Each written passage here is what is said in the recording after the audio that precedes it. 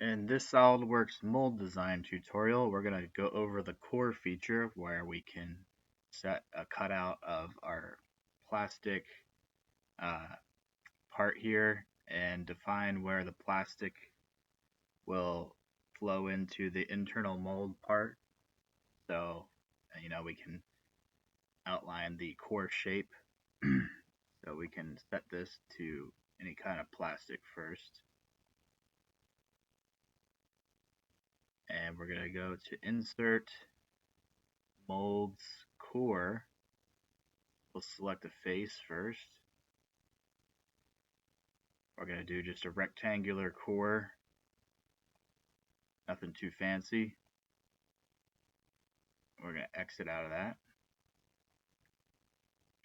Here we have our options for the core cutout.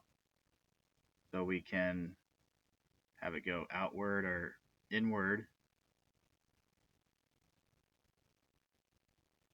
If we wanted to have it sticking outward for the plastic mold injection to flow around here, or if we wanted to have it inwards. Here we can set the depth. So you can see that preview increases the depth.